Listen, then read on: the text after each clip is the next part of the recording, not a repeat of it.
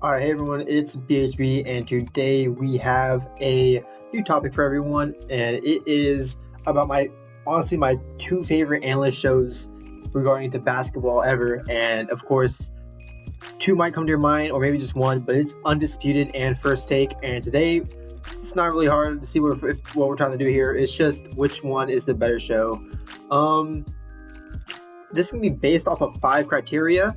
It's going to be based off how good their analysis is, the guests they bring on their show, whether or not the analysts or guests they bring are like phony, and then it's also gonna be based off of entertainment and moderators. So yeah, that's gonna be like the big 5 that I'm gonna be grading each show off of, and they're just gonna be going directly against each other. I'm gonna be comparing the two directly, and I'll be grading off a scale of 1 to 10. So yeah, hopefully this should I hope this goes well. I mean, I did my homework, so let's see how this goes. Alright, so right off the bat, you have analysis. And the analysis of the two shows, Undisputed and First Take.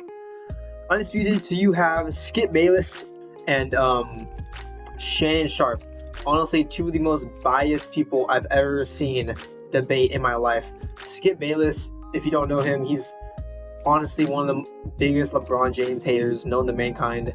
And Shannon Sharp is one of the greatest LeBron James fans of all time.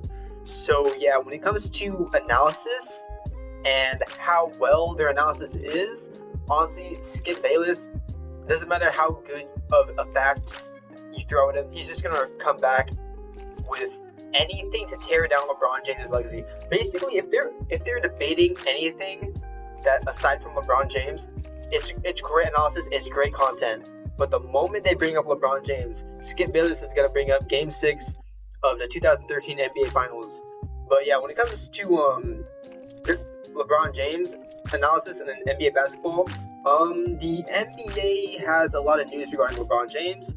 So Undisputed is biased a majority of the time because a majority of the time they decide to talk about LeBron James. But like I said, anytime they don't talk about LeBron James, they do great. It's amazing analysis, and for that's why I'm going to give them a 6.5 out of 10. Yeah, and the minus 3.5, the reason why they're not like 7, 8, 9, 10 is because of how biased both of the analysts are towards the topic of LeBron James. Now, First Take, how do I say this? It's not that much better because Max Kellerman is just a stat lover. All he does is bring up stats, and then Stephen A is just an emotional dude that just brings up how he feels. So when it comes to analysis, let's just say that if they both were a mix of each other, it would be an amazing show, an amazing analyzation of NBA news every single day. But Stephen A Smith is just so whenever he brings up a player, he has to state that he loves them, he knows their family. I got to make sure my disclaimers are up there. Here we go. Do we have it up there, right there? I mean, I want to make sure I got Font the list. it. Come on. I want to make sure it's right there. Did we put it up, please? Can we put it up to breaking news? He's a great, great daddy. Are you kidding? He's a great husband. I need that graphic. I want that graphic up there for right now. Anytime. It's proof now, Molly. It's LeBron critical work. It's important. Extra. It's important. Listen, I had it. I told you I wasn't playing. Max, did I lie? I told you I wasn't playing when I said this. I asked him. Let's make sure here because I want to make sure I see it right here. The breaking news: LeBron's Family Foundation, Our Promise Initiative, forced a positive change. He's a great husband. He's a great dad. He's a great basketball ambassador. He's a phenomenal role model. Did you see him go over to the kids last night, give them the handshake and everything else before he kissed those wonderful boys of his? I mean, listen, the man is phenomenal. He's great in all of these areas. Do we have that up? Let's leave this up. Great father, great husband, generous philanthropist. Did I leave anything out? I don't know what the hell he's doing, but it is what it is. Yeah, he always takes an emotional approach. While Max Kellerman, this dude, I swear, pretty much, I think he really got a whiteboard and started chalking down percentages. Let me allow. I'm not even going to do it myself. A walk-in talk. I'm going to allow the immutable laws of math to make my point for me. According to BPI, Take it Stephen away, A. bro. Basketball Power Index. Floor I is know how yours. much you like math, and so I'd like to reduce this sports conversation into math.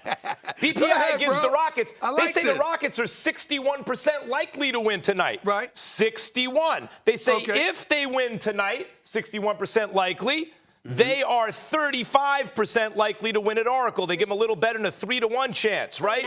So equals 21% likely to win both games. That's a 1 in 5 shot, right? But let's say, as you so passionately argued, and I thought your passion was persuasive.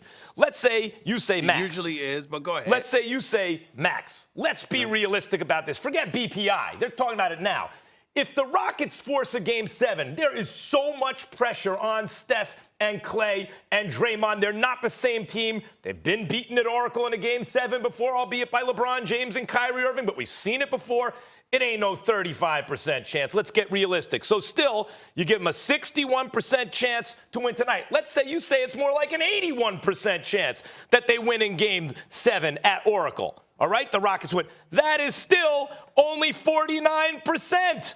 Do you understand? They're still more likely than not to lose the series. Look it up. I swear he did. A whiteboard. Yes. Yeah, it's insane how not biased. These two, in my opinion, are very biased. But it's insane how one is just so into numbers and one is just so into like how he feels. So for that, I'm gonna give him a 7 out of 10. But yeah, you know, it is what it is. All right. Now moving on. Second category, you have the guests. Okay.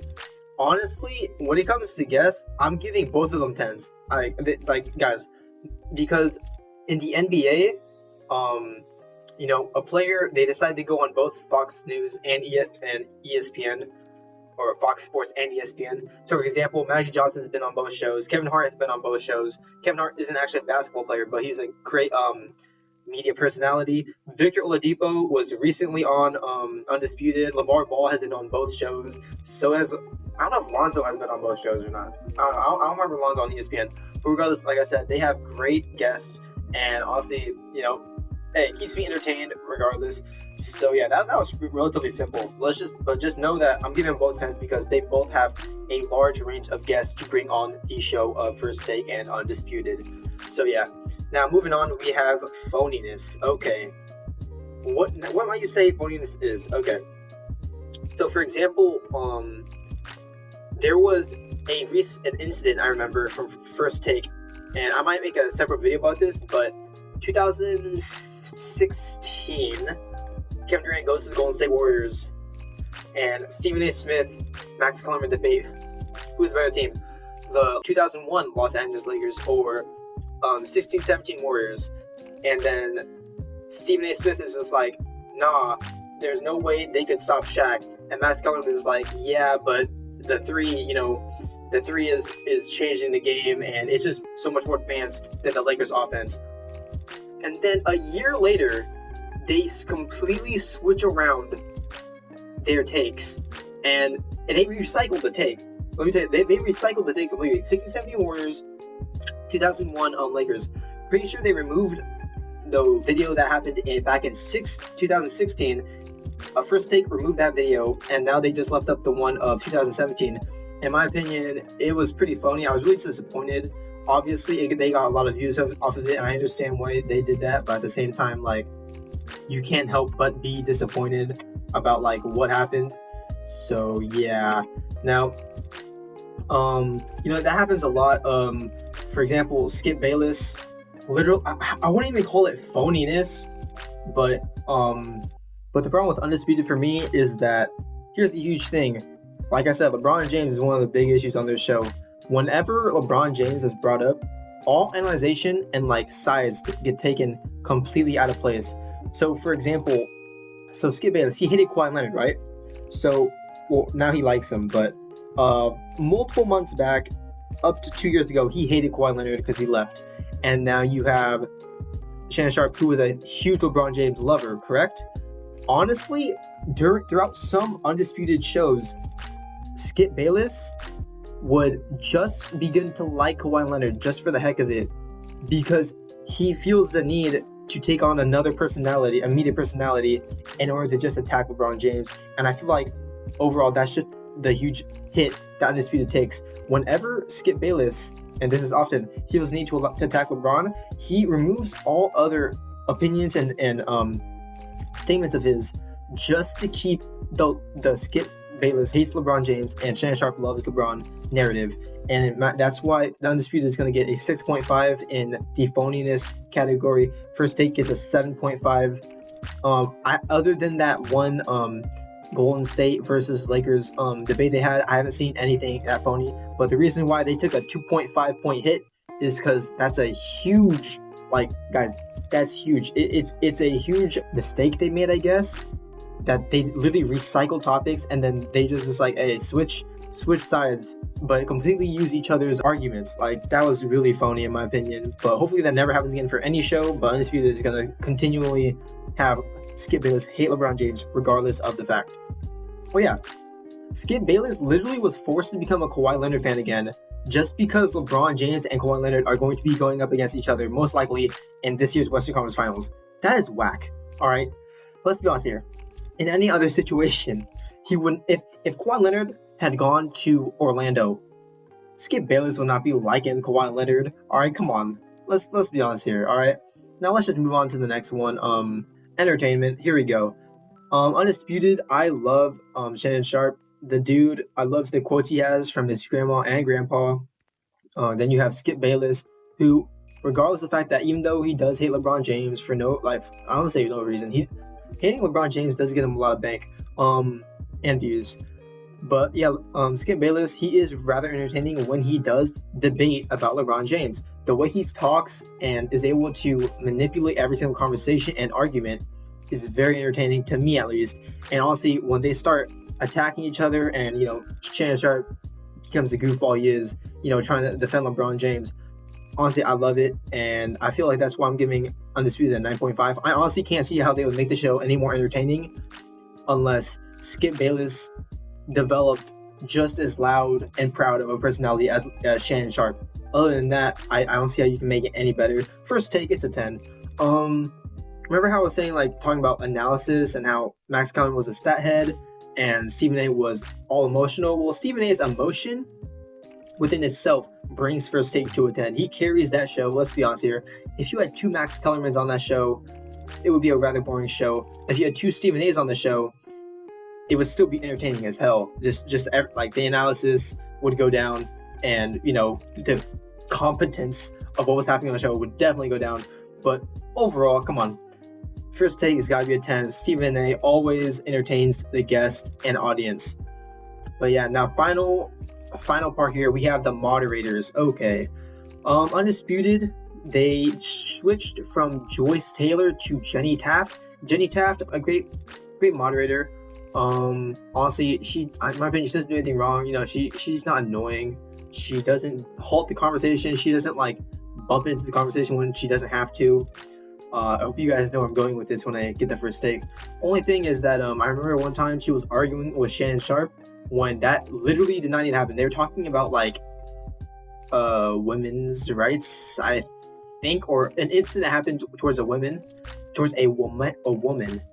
and Shannon Sharp and Jenny Taft kind of went at it, and I was like, Jenny, no offense, but it's not your place. You're a moderator. If she was a analyst, that would be completely fine with her argument with Shannon Sharp. At the same time, she's a moderator. If Shannon Sharp was a moderator and Jenny Taft was a analyst, and Shannon Sharp started attacking Jenny Taft on the show, then I'll be like, Shannon Sharp, you're a moderator, dude. You gotta step back. But other than Jenny Taft's small mistake there, it's been pretty good. She's not insanely good or anything, but she's solid, and that's why I'm going to give it an 8.5. And now First Take, okay, it's a 0. You already know. I've never seen a large group of people go to the comment section and then literally petition for a person to get kicked off the show. Molly, I don't even know her last, Molly Rose, actually, she's married to Jalen Rose now. Yeah, Molly is just literally one of the worst moderators I've seen in my life. She argues. I'm pretty sure Stephen A and Max Kellerman are fed up with her. I have no idea why she hasn't been kicked off that show. I'm pretty sure a lot of other people wonder that as well. But yeah, final scores overall.